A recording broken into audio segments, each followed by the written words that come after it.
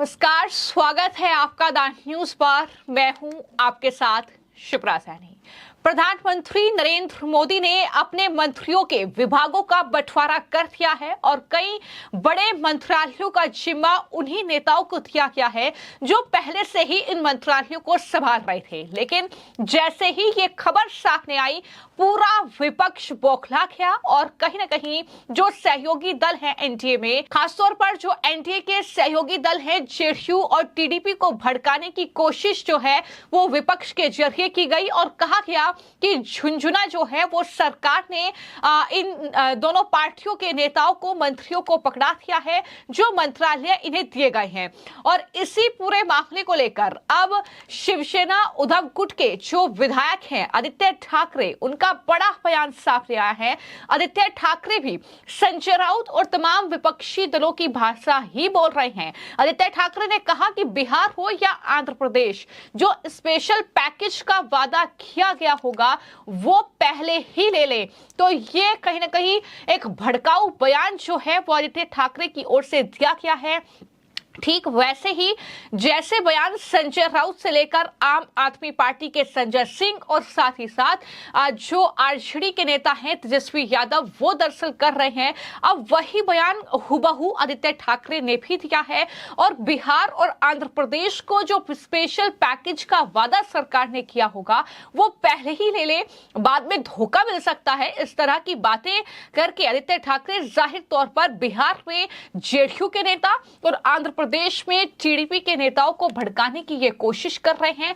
आदित्य ठाकरे यही नहीं रुके, उन्होंने कहा कि अगर जेडीयू और टीडीपी को खुद को, अपनी पार्टी को बचाना है तो वो लोकसभा स्पीकर का पद अपने पास रखें, नहीं तो बीजेपी आपकी पार्टी को तोड़ेगी। इस तरीके से कहीं ना कहीं टीडीपी के नेताओं को भड़काने की ये कोशिश, जाहिर तौर पर ये सब जानते हैं कि एनडीए की जो सरकार बनी है उसमें 240 सीटें बीजेपी की हैं, यानी पूर्ण बहुमत नहीं है। जेडीयू, टीडीपी, एलजेपी, साथ ही आरएलडी, इन तमाम दलों के साथ मिलकर सत्ता पर जो है वो प्रधानमंत्री नरेंद्र मोदी काबिज हुए हैं। तो ऐसे में विपक्ष के पास अब एक ही हथियार बचा है, वो ये कि जेडीयू और टीडीपी के नेताओं को किसी तरीके से भड़काया जाए, किसी तरीके से वो इस तरह की बयानबाजी करें कि एनडीए में फूट पड़ जाए और एनडीए तितर-बितर हो जाए और सत्ता से नरेंद्र मोदी हट जाए।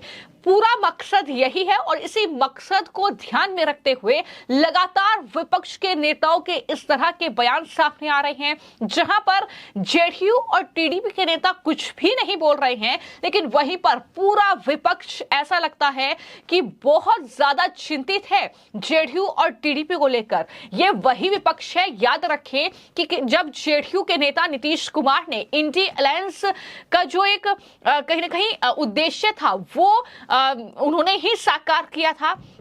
अगर इंडी अलायंस तैयार हुआ है तो उसमें जेडीयू के जो प्रमुख नेता हैं नीतीश कुमार, उनका एक बहुत बड़ा योगदान है। उन्होंने ही विपक्ष को पश्चिम बंगाल से लेकर महाराष्ट्र और केरल तक इकट्ठा किया, लेकिन उनको क्या मिला? पूरे विपक्ष ने उन्हें दरकिनार कर दिया, उन्हें अहम जिम्मेदारी इंडी अलायंस में नहीं दी गई और उसके बाद नीतीश कुमार को मजबूरन ये कदम उठाना पड़ा कि वो एनडीए के साथ दोबारा चले गए और इस तरीके से अब एनडीए के साथ वो सत्ता पर काबिज हो गए हैं। लेकिन विपक्ष जिस तरीके की बातें कर रहा है, खास तौर पर जिस तरीके से महाराष्ट्र से चाहे फिर वो संजय राउत हो या उसके बाद अब उद्धव ठाकरे के बेटे आदित्य ठाकरे हो, फिर चाहे वो आरजेडी के नेता तेजस्वी यादव हो, उन्हें जिस तरह की चिंता जेडीयू के लिए सता रही है, ये साफ तौर पर जगजाहिर हो रहा है बात कि किस तरीके से ये कुछ और नहीं बल्कि एनडीए को तोड़ने की कोशिश है। टीडीपी को लोकसभा स्पीकर का पद अपने पास टीडीपी रखे, ये बार बार उनके बयान सामने आ रहे हैं। एक मिनट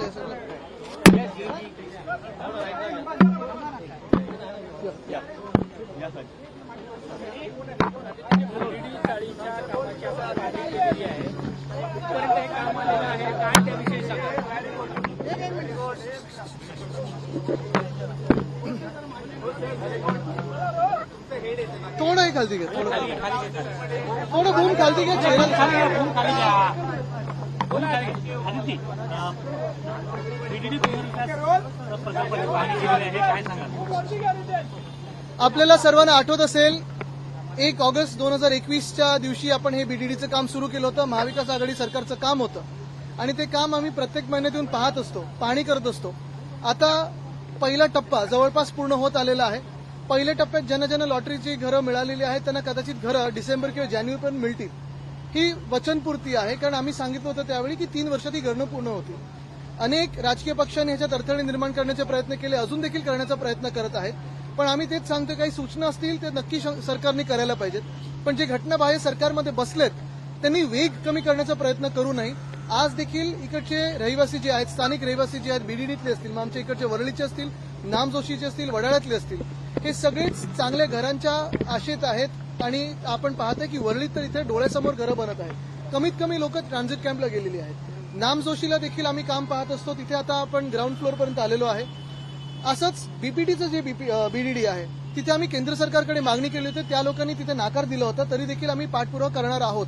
मुख्य गोष्ट हीच आहे की आपण पाहता जे स्वप्न होतं ते आमच्या मागेच उभं राहिलेलं आहे. पहिला टप्पा हा पूर्णत्व झालेला आहे आणि कदाचित पुढचे लगेच 2-3 टप्पे जे आहेत ते पुढच्या 6-7 महिन्यात देखील असेच तयार होतील. आणखी वेग कमी केले जातात म्हणजे नेमकं काय केलं? नाही, म्हणजे लॉटरीचा काही लोकांनी गोंधळ घालण्याचा प्रयत्न केला, लॉटरी थांबवण्याचा प्रयत्न केलेला आहे.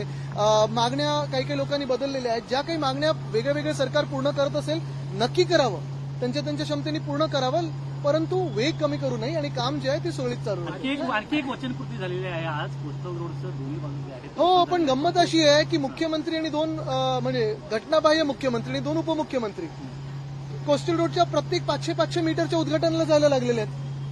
आपण पाहिलं असेल, जे आमचं स्वप्न होतं आणि जे आमचं पूर्णपणे काम आहे, भाजपचा याच्यात काडी मात्र संबंध नाही, फडणवीस साहेबांचा काडी मात्र संबंध नाही. उलट त्यांनी कोस्टल रोडला 14 ते 17 परवानगी त्यांना उशीर केला केंद्र सरकारमधून. आज आपण पाहतोय ते कोस्टल रोड मध्यंतरीच्या काळात सकाळी 8 ते संध्याकाळी 5 असं सुरू केलेलं. मग आता दुसरा टप्पा, मग तिसरा टप्पा, मग चौथा टप्पा. शिवसेनेचं किंवा महाविकास आघाडीचं सरकार जर आज असतं तर आमच्या प्रत्येक महिन्याच्या पाहणीच्या वेगाने डिसेंबर 2023 पर्यंत पूर्णपणे कोस्टल रोड तयार झाला असता. सुरू झाला त्या पहिल्या टप्प्यामध्ये 40 मिनिटं लेट आले. अजित पवार हे 40 मिनिटं वाट बघत होते, कसं पाहता याकडे? आता त्यांना थांबवण्यात मुद्दाम होऊन आलं, जसं मंत्रिमंडळातून बाहेर ठेवलं, थांबवलं आलंय की त्याच्यात काही योगायोग होता हे आम्हाला कसं माहिती? आपण काल मी रात्री ट्विट केलं, त्याच्या आधी आपण पाहिलं असेल पुण्यात काल परवाकडे देखील अशीच घटना झालेली आहे. काल परवाकडे अशीच घटना झालेली आहे. मी ह्याच्यावर पण बोललो होतो, सतत ह्याच्यावर बोलत आलेलो आहे. गेले 2 वर्ष देखील आपण पाहताय मुंबईत 24 वॉर्ड्स आहेत, त्याच्यातून साधारणपणे 15 वॉर्डमध्ये असिस्टंट कमिशनर म्हणजे वॉर्ड ऑफिसर पूर्णपणे नियोजित झालेले नाहीत, अजून तिथे नेमलेले नाहीयेत. ते कधी नेमणार? हिंदमाता परिसरात जे आम्ही रेन वॉटर होल्डिंग टँक केला होता त्याचे पंप काल रात्री चालू केले होते का नव्हते? मुंबईत ज्या पावसाळ्यापूर्वीच्या बैठका असतात, आम्ही देखील वॉर्ड ऑफिसमध्ये परवा बैठक घेतली, आम्हाला सांगितलं होतं 97% काम पूर्ण झाले आणि अमुक टक्के काम पूर्ण झालंय. कोळीवाड्यात असेल, आज आम्ही बीडीडीत फेरी घेत आहोत. अनेक ठिकाणी मुंबई महानगरपालिकेची प्री मान्सूनची कामं पूर्ण झालेली नाहीयेत. रस्त्याची जी कामं आहेत, खोदकामाची जी कामं आहेत ती अजून पूर्ण झालेली नाहीयेत. आणि अशा परिस्थितीत वॉर्ड ऑफिसर नसताना मुंबई असेल किंवा पुणे असेल, दोन्ही आपण पाहतो परिस्थिती काय झाली एका पावसात. सांगितलं आम्हाला कॅबिनेट मंत्रीपद द्यायला पाहिजे होतं, काय सांगाल? काय सांगू?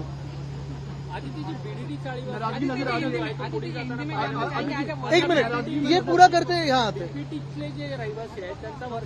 बीपीटीचे बीडीडी जो बरोबर आहे, बीपीटी मध्ये 2 महत्वाचे प्रश्न आहेत. एक तर आपण पाहतो तिथे अनेक जे रहिवासी आहेत त्यांना मध्यंतरीच्या काळात बाहेर काढणार अशी भीती होती या भाजपकडून. दुसरं म्हणजे तिकडची जी बीडीडी चाळ आहे तिथे देखील अरविंद सावंत साहेब असतील, आम्ही सगळे असू, स्थानिक आमदार असतील, आम्ही सगळ्यांनी सतत मागणी केली केंद्र सरकारकडे की त्यांचं देखील असंच रिडेव्हलपमेंट व्हावी. भाजपच्या केंद्र सरकारने नकार दिला होता, तरी देखील आम्ही लढू. आणि आज आपण पाहताय केंद्र सरकार बहुमतातून खालती आल्यानंतर अशी इच्छा आहे आमची की आता तरी आमच्या मन की बात ऐको, नुसतं एका व्यक्तीची मन की बात नको. हो, दुर्दैवी गोष्ट आत्ताच आमच्या कानावर आलं.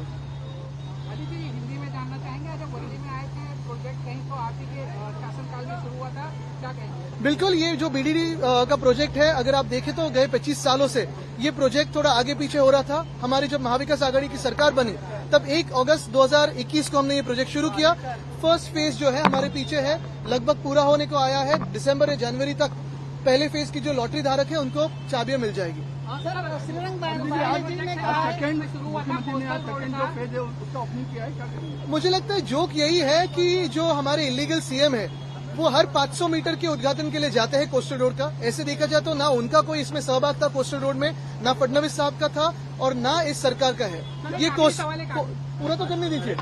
ये पूरा कोस्टल रोड का प्रोजेक्ट जो है वो उद्धव बाळासाहेब ठाकरे इसी व्यक्ति का सपना है और अगर हम सरकार में रहते तो पूरा का पूरा प्रोजेक्ट 2023 के दिसंबर तक पूरा होता। आदित्य जी, जिस तरीके से हम देख रहे हैं शिंदे गुट नाराज नजर आ रहे हैं, उनको कैबिनेट में जगह नहीं मिली, कैसे देखते हैं आप? मुझे लगता है कि एक ही बात है, मैं उन पे ज्यादा बात नहीं करता क्योंकि वो तो घटना बाय है, जल्दी डिस्क्वालीफाई होने वाले। लेकिन सबसे अहम चीज यही है, मैं फिर विनती करूंगा जेडीयू को और टीडीपी को कि अगर खुद का दल बचाना हो, खुद की पार्टी को बचाना हो, तो जो स्पीकर का पद होता है, लोकसभा अध्यक्ष का जो पद होता है वो अपने पास रखें, नहीं तो भाजपा आपके पार्टी को तोड़ेगा। दूसरी चीज यही है, जो स्पेशल स्टेटस या पैकेज शायद बिहार को हो या आंध्र को प्रॉमिस किया गया होगा वो पहले ही ले, क्योंकि एक बार सरकार बनती है तो भाजपा कुछ देती नहीं है। और जो भी दल ऐसे हैं जिनको लगता है कि कहीं बाद में एक्सपेंशन होगा और एमओएस का कैबिनेट बनेगा, ये बात झूठी है, हमारा अनुभव है। ये सारी जो बातें मैं कह रहा हूँ वो अनुभव केवल है। अमोल काळे जी का निधन हो गया, बहुत ही दुर्दैवी बात है। सर एक खासदार असणाऱ्यांना कॅबिनेट दिलेलं आहे पण 7 ज्यांचे आले त्यांना दिलं नाही, काय काय आहे की जे जवळचे मैत्री जपतात, बघा तिथून हात करतात सगळे, जे मैत्री जपतात त्यांचाच घात भाजप करतं आणि ते भाजपचं ब्रीद वाक्य आहे, ज्यांनी दिली आम्हाला साथ त्यांचाच आम्ही केला घात, असं भाजप म्हणतं। आम्ही एकच आमचं शब्द पाळत असतो, रघुकुल रीत सदा चली आहे, प्राण जाय पर वचन न जाय, हे शिवसेना उद्धव बाळासाहेब ठाकरे। महाराष्ट्रामध्ये आता हलगर्जी पाहायला मिळते. अजितदादा गटाकडून 80 जागांचा दावा केला जातो, कसं पाहताय की त्यांना जागा कमी मिळतात आणि 80 जागांचा मला वाटतं एक आपण पाहिलं पाहिजे, ज्यांनी पहिलं 400+ दावा केला होता त्यांना 240 वर या देशाने आणलेला आहे।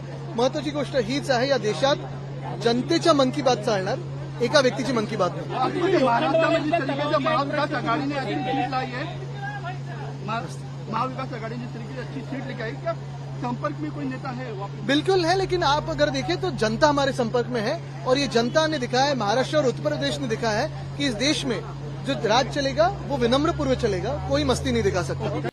मैं आपको जानकारी दे दूं कि टीडीपी के खाते में एक मंत्रालय आया है, सिविल एविएशन का वो मंत्रालय है और खबर यह है कि टीडीपी ने इसी मंत्रालय की मांग की थी, जिसके बाद उन्हें ये मंत्रालय की जिम्मेदारी मिली है।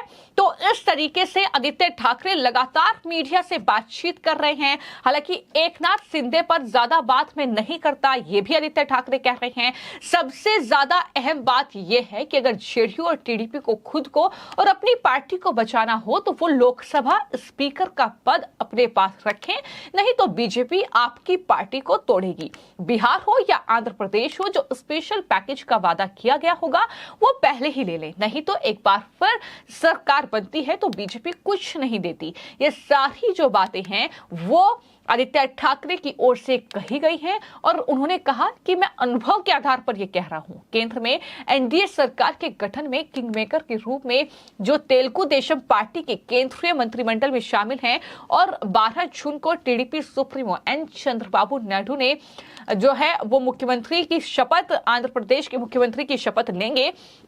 लेकिन जो सरकार का गठन हुआ है, जो प्रधानमंत्री ने तीसरी बार प्रधानमंत्री पद की शपथ ली है, हैरानी की बात यह है कि ये विपक्ष जो पूरा जेडीयू और टीडीपी को भड़काने की कोशिश कर रहा है, प्रधानमंत्री के शपथ पर उन्हें बधाई तक, उन्हें शुभकामनाएं तक इस विपक्ष के जरिए नहीं दी गई और किस तरीके से सत्ता से बेदखल करने की कोशिश लगातार जारी है। जेडीयू और टीडीपी के जो नेता हैं, जो प्रमुख हैं, उन्हें भड़काया जा रहा है कि आप अपना जो भी दरअसल आपके राज्य को फंड सरकार की ओर से मिलना है वो अभी आप ले लें, बाद में बीजेपी अपनी बातों से पलट जाती है। इस तरीके की बातें कहकर कहीं ना कहीं सरकार में फूट डालने की भरपूर कोशिश आदित्य ठाकरे के जरिए की जा रही है। और इससे पहले जो संजय राउत है उन्होंने भी अपने मुखपत्र सामना के जरिए जो है एक लंबा चौड़ा एडिटोरियल लिखा था, जिसमें ये कहा गया था कि टीडीपी से मैं ये कहना चाहूंगा कि जो गृह मंत्री का पद है वो अमित शाह को ना दिया जाए। अगर ऐसा होता है तो टीडीपी जो है वो मुश्किल में फंस जाएगी। टीडीपी पर कई आरोप है, कई केस चल रहे हैं, कई घोटालों के मामले हैं। तो इस तरीके की बातें करके पूरे विपक्ष की बौखलाहट जो है वो फिलहाल फिलहाल देखने को मिल रही है। लेकिन खास बात यह है कि इन चुनाव नतीजों के बाद महाराष्ट्र में बहुत बड़ा महाराष्ट्र में कहीं ना कहीं सियासी जो उलटफेर है वो होता भी नजर आ रहा है। हो सकता है कि महाराष्ट्र में जिस तरीके से शरद पवार के सुर बदल रहे हैं वो एनडीए का दामन थाम ले, या कुछ भी जो तस्वीर है वो आने वाले वक्त में देखने को मिल सकती है। उद्धव ठाकरे का जो है वो इंडिया अलायंस की बैठक में ना पहुंचना, उसके बाद इस तरह की बयानबाजी करना, ये सब कुछ जो तस्वीर सामने आ रही है महाराष्ट्र में, ये जाहिर तौर पर आने वाले वक्त में साफ हो जाएगी। क्योंकि वहीं पर देवेंद्र फडणवीस ने डिप्टी सीएम के पद से इस्तीफा दे दिया, तो उसके बाद कहीं ना कहीं अजीत पवार का खेमा नाराज चल रहा है कि कैबिनेट मंत्री पद की मांग की थी लेकिन वो नहीं मिला। इस तरीके की बातें भी हैं। लेकिन जो मोदी का मंत्रिमंडल है उसको लेकर जिस तरीके की बातें विपक्ष की ओर से की जा रही हैं वो जाहिर तौर पर इस और इशारा करती हैं कि कहीं ना कहीं जिस तरीके से इस सरकार को पूर्ण समर्थन जो है वो टीडीपी और जेडीयू ने दिया है, जिस तरीके से एनडीए की संसदीय दल की बैठक में तस्वीर सामने आई, उसके बाद विपक्ष ज्यादा बौखलाया हुआ है। विपक्ष का मानना यह था कि वो आसानी से जेडीयू और टीडीपी को तोड़कर कहीं ना कहीं एनडीए की सरकार को गिराने में कामयाब जल्द से जल्द हो जाएंगे। लेकिन वो तस्वीर अभी मुश्किल होती दिखाई दे रही है और यही माना जा रहा है कि ये बौखलाहट इसी बात की है जो फिलहाल इन नेताओं के बयानों में देखने को मिल रही है। फिलहाल आपकी इस पूरी खबर को लेकर क्या राय है हमें कमेंट बॉक्स में जरूर लिखें। धन्यवाद।